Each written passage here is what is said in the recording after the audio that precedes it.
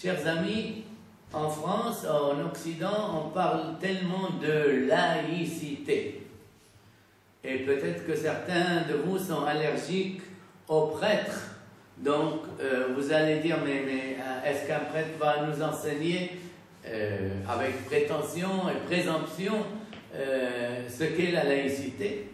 Eh bien, ne vous en déplaise, c'est Jésus-Christ qui, le premier, autant que je peux m'en souvenir, a lancé le principe de la laïcité dans le bon sens du mot, si vous permettez, c'est-à-dire la séparation administrative entre le pouvoir religieux et les pouvoirs civils, j'allais dire plus ou moins civils, militaires, etc.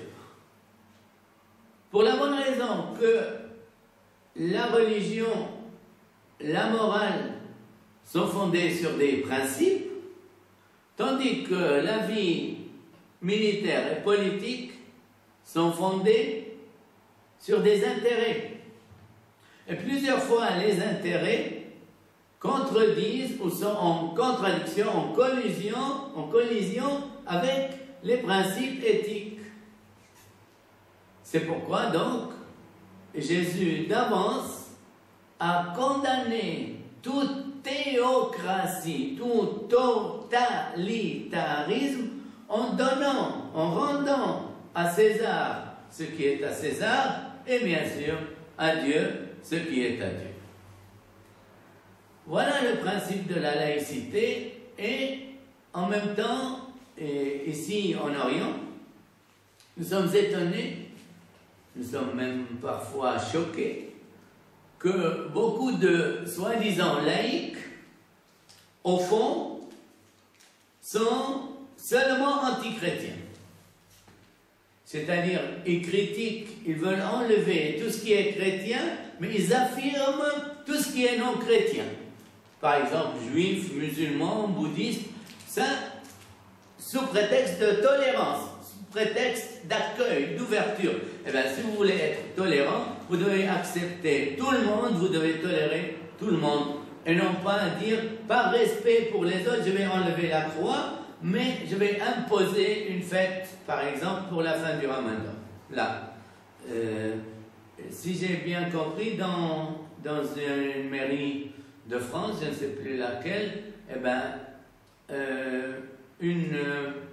comment on appelle ça, un réfectoire d'étudiants, ou même pour les parents, pour les élèves, eh ben, a refusé qu'on ne serve pas de viande le vendredi du carême sous prétexte de laïcité. Mais par contre, par respect pour les juifs, alors on ne consomme pas de porc.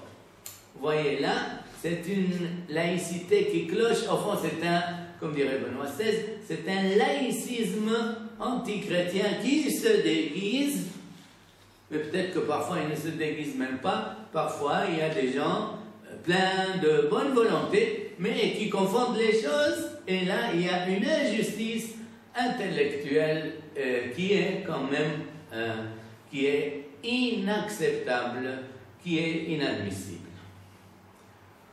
Vous parlez de laïcité. L'un des politiques de l'Europe de l'Est a trouvé des valeurs en dehors du christianisme. Mais est-ce que ces valeurs ne se trouvent pas dans le christianisme? Peut-être que notre bonhomme, si vous permettez, n'a jamais lu l'Évangile. Eh bien, le principe de la non-violence, Jésus ne l'a-t-il pas déclaré? Le principe de l'égalité, vous êtes tous frères, lisons Matthieu 23.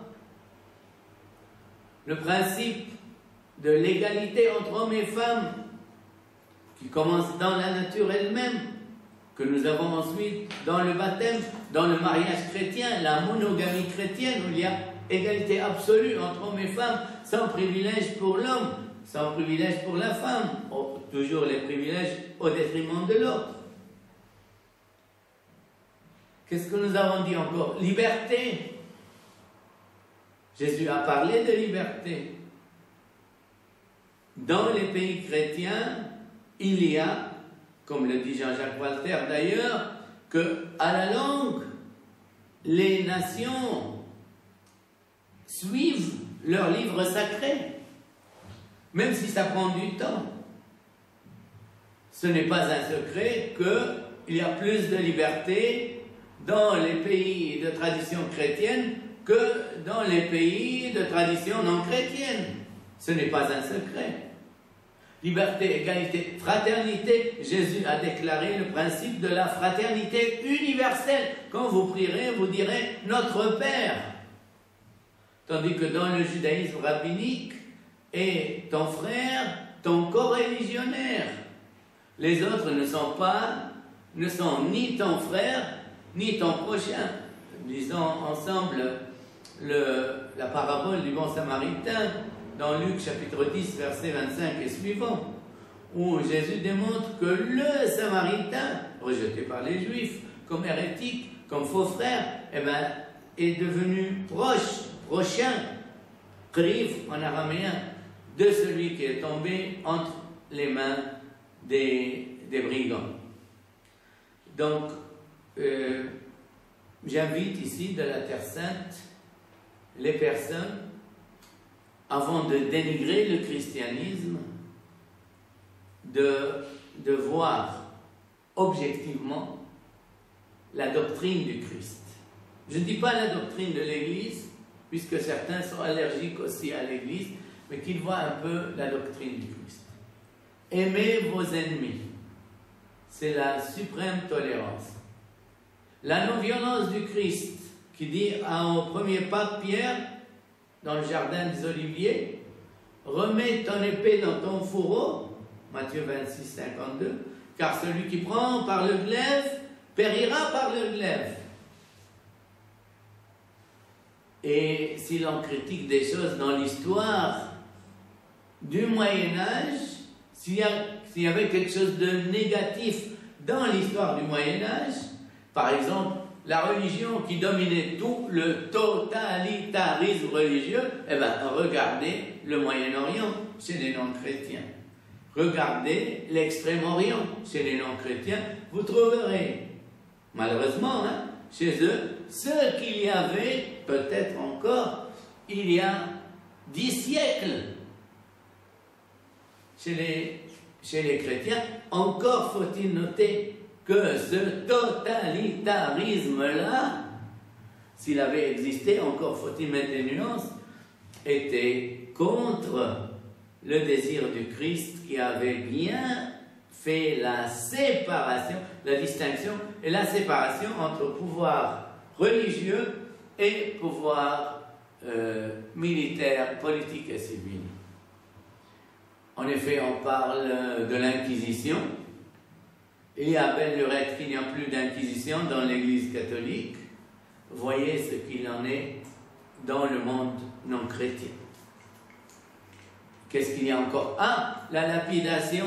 La lapidation, il y a belle lurette que les Juifs ont compris qu'on ne pouvait pas résoudre un problème avec la lapidation, que pratiquement tuer une personne ne contribuait pas à sa pénitence.